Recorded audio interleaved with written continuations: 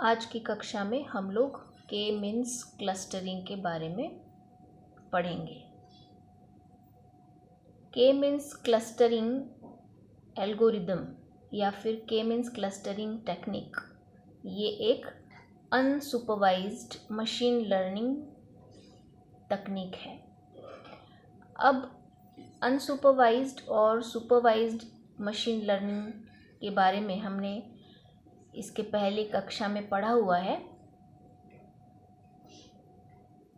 अब के means clustering जो कि अनसुपरवाइज्ड मशीन लर्निंग तकनीक है, यह सभी मशीन लर्निंग तकनीकों में बहुत ही आसान और बहुत ही इफ़ेक्टिव तकनीक है।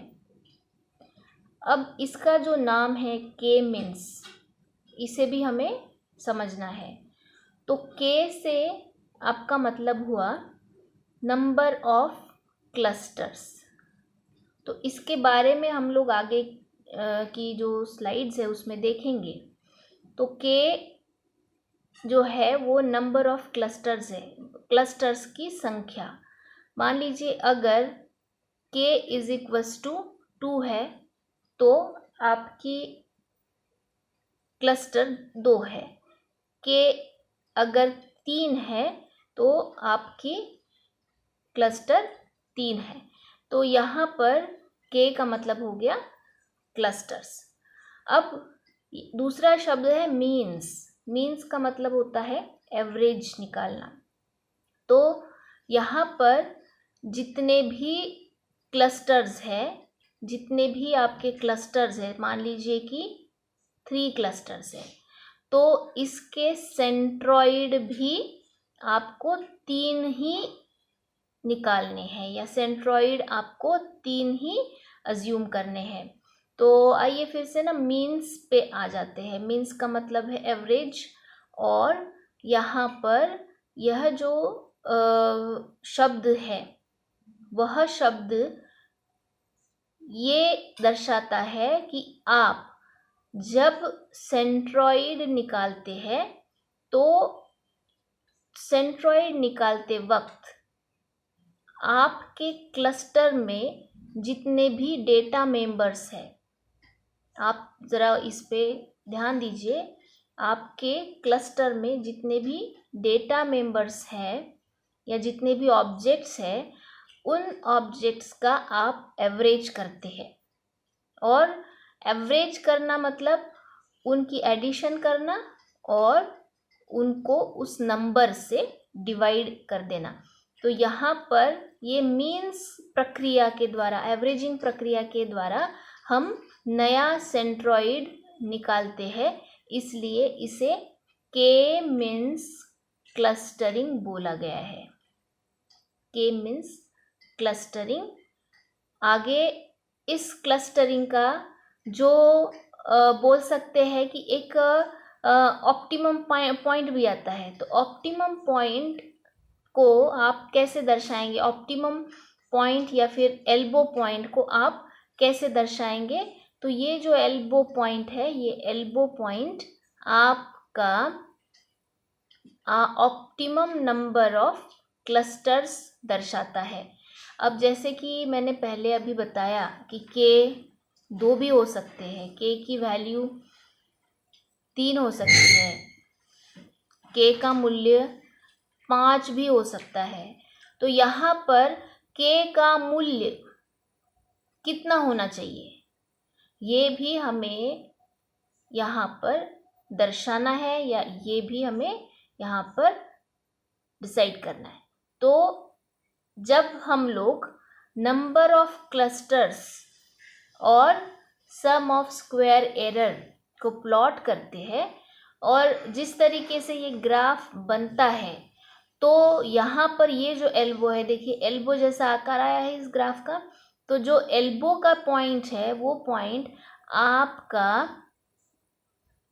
एल्बो पॉइंट कहलाता है। और अगर हम लोग इसे वर्टिकल लाइन से दर्शाएंगे तो हम देख पाएंगे कि यहाँ पर ये 3 पर आके रुक जाता है। तो इसका मतलब ये है कि नंबर ऑफ क्लस्टर्स जो है यहाँ पर ये 3 होने चाहिए, 3 रहेंगे।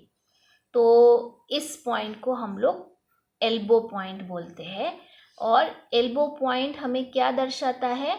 हमें दर्शाता है ऑप्टिमम नंबर ऑफ क्लस्टर्स।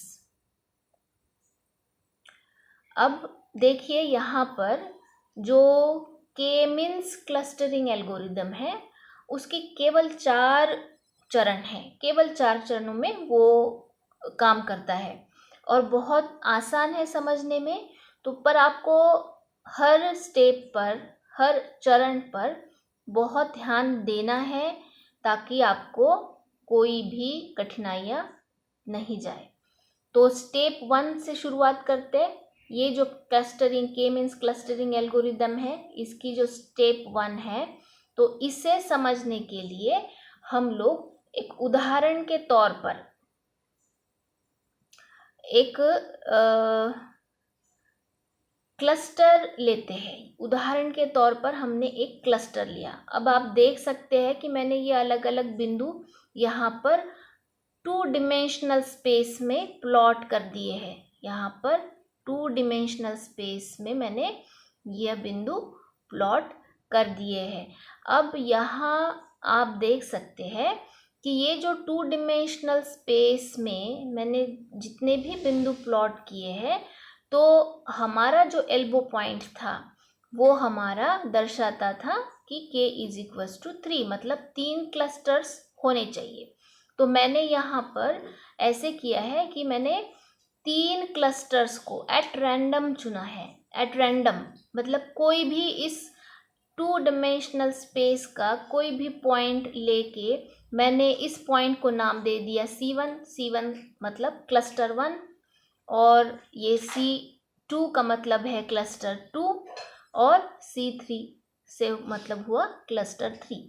तो ये जो 2 डिमेंशनल स्पेस के जो पॉइंट्स है, ये पॉइंट्स को मैंने जो कि रैंडमली प्लॉट किए गए हैं, इससे इस पूरे के पूरे पॉइंट्स में मैंने एट रैंडम C1, C2 और C3 ऐसे 3 क्लस्टरों को चुना है।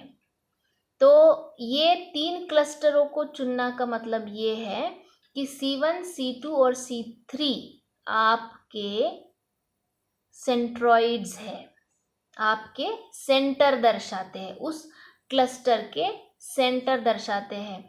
तो आपका K 3 है तो आपके सेंट्रॉइड भी कितने होने चाहिए? 3 होने चाहिए। तो ये आपके C1, C2, C3 सेंट्रॉइड दर्शाते हैं। तो ये आपकी पहली स्टेप है, पहला चरण है, जिसमें कि हम क्या करते हैं? हम randomly centre of the cluster को चुनते हैं। तो हमने C1, C2, C3 को यहाँ पर चुना है। अब अगला चरण देखिए। अगले चरण में हम क्या करते हैं कि ये कोई भी मान लीजिए ये बिंदु है A।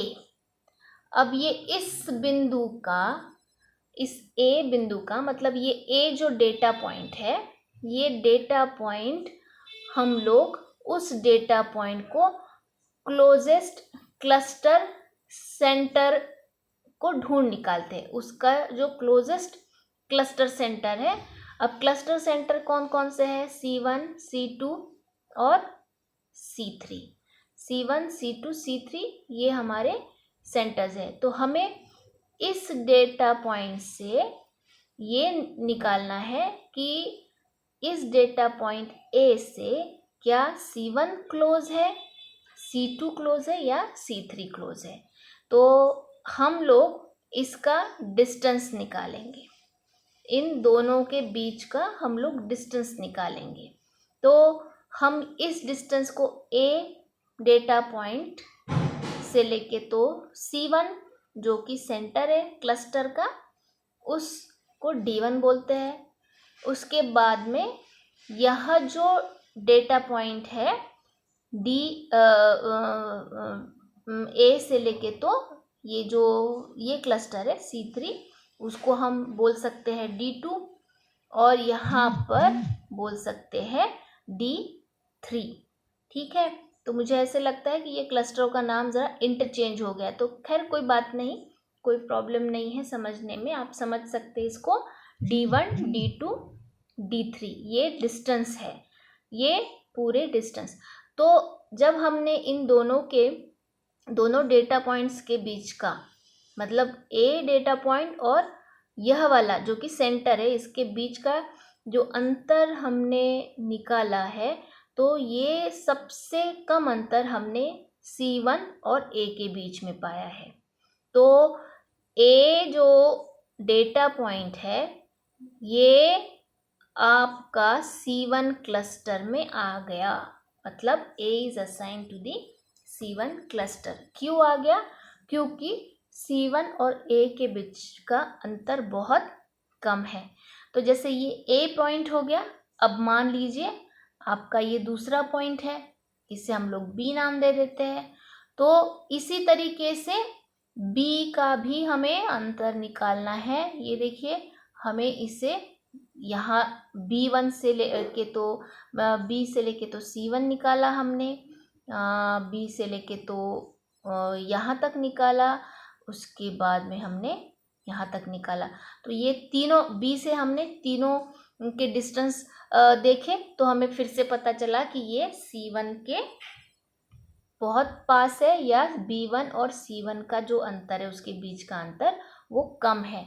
तो हमने फिर से उसे उसी क्लस्टर में C1 क्लस्टर में डाल दिया, C1 क्लस्टर में डाल दिया।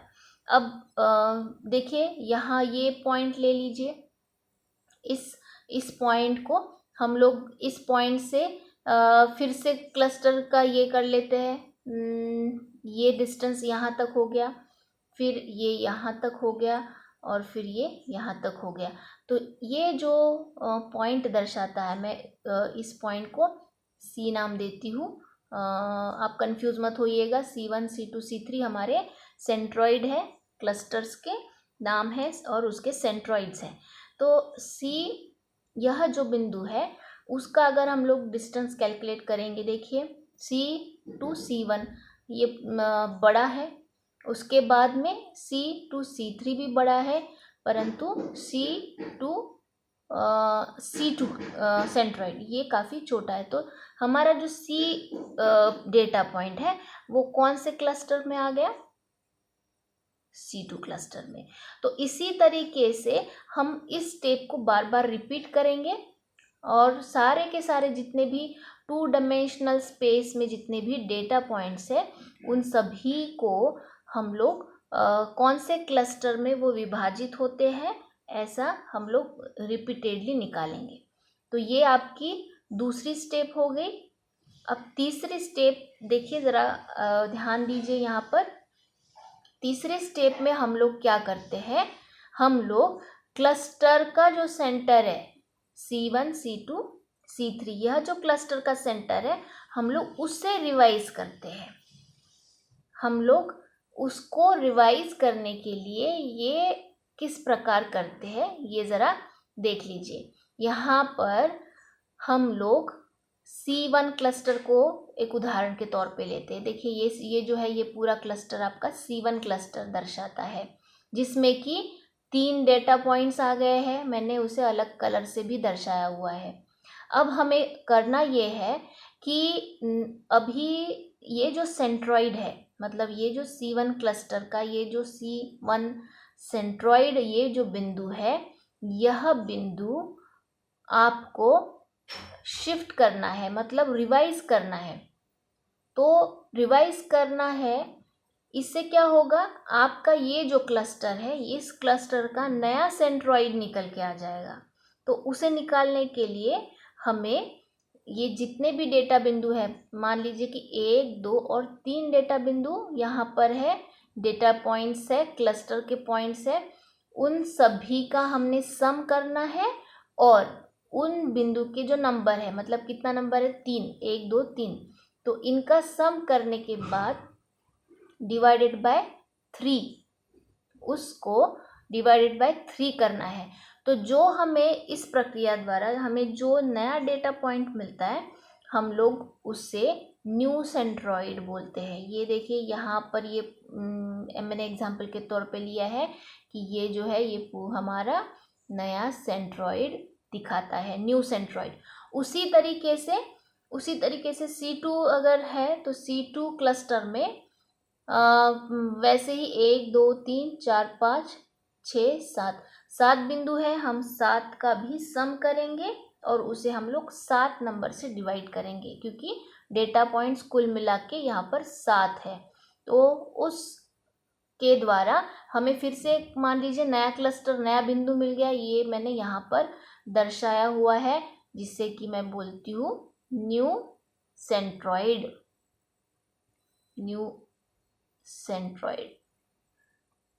हाँ, अब वैसे ही C3 के लिए भी हमें करना है। जितने भी डेटा पॉइंट्स है, 5 डेटा पॉइंट्स इसमें है, इन 5 डेटा पॉइंट्स का सम करके उसे हमें डिवाइड करना है 5 से। तो हमें मान लीजिए ये वाला नया सेंट्रॉइड मिल गया, ये हमारा न्यू सेंट्रॉइड है।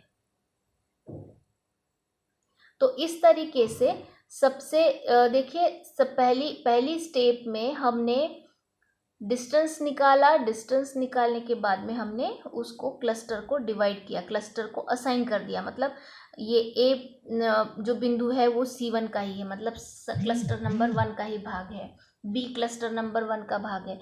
फिर एक बार ये सारे बिंदु सारे क्लस्टर्स में जाने के बाद हम लोगों ने दूसरे तरीके से, मतलब स्टेप नंबर 3 में हमने क्या किया है, क्लस्टर्स के सेंटर्स को शिफ्ट कर दिया है। वो शिफ्ट करने की प्रक्रिया हमने किस प्रकार की कि हमने ऐड किया सारे बिंदुओं को और डिवाइड किया, मतलब एवरेज ले लिया उसका। देखिए यहाँ पर एवरेज की प्रक्रिया हो रही है, एवरेज लिया और उसके द्वारा जो नया बिंदु प्राप्त होता है उसे हमने यहाँ पर दर्शाया है। तो ये आपकी स्टेप नंबर 4 आ गई। अब ये जो स्टेप नंबर 4 है, ये स्टेप नंबर 4 और कुछ नहीं, ये सिर्फ और सिर्फ स्टेप 2 और 3 का रिपीटेशन है। जब तक स्टेप 2 और स्टेप 3 एक ऐसी स्थिति में आ जाते हैं कि जिससे ये जो सेंट्रॉइड, जो नए सेंट्रॉइड बन रहे हैं वो शिफ्ट ही नहीं हो रहे हैं, अभी ऐसी एक स्थिति आ जाएगी कि हमें नया सेंट्रॉइड मिल ही नहीं पा रहा है, तो ऐसे इसमें हम लोग बोल सकते हैं कि ये जो स्टेट है या जो स्थिति है उसे कॉन्वर्जेंस की स्थिति बोलेंगे। तो इस तरीके से हमें रिपीट करना है स्टेप 2 और 3 को, और इस स्टेप 2 और 3 को कॉन्वर्जेंस तक बार बार दोहराना है। और जैसे ही आपके सेंटर्स कहीं पे भी शिफ्ट नहीं होते या फिर नया सेंट्रॉइड हमें अब नहीं मिल रहा है, वहीं पे आ रहा है, तो वो हम बोल सकते कॉन्वर्जेंस। और कॉन्वर्जेंस की स्थिति आने पर हम लोग इस के मीन्स क्लस्टरिंग को रोक सकते हैं और अंत में हम इस तरीके से क्लस्टर को पा सकते हैं। ये देखिए मैंने इसे ड्रॉ करके दिखाया है कि ये आपका C1 है, हमने इसको C2 से दर्शाया था और ये C3 से दर्शाया था। मुझे लगता है ये थोड़ा सा नाम में इंटरचेंज हो गया है। चलिए इसको मैं मिटा के पहले जैसा ही कर देती हूँ।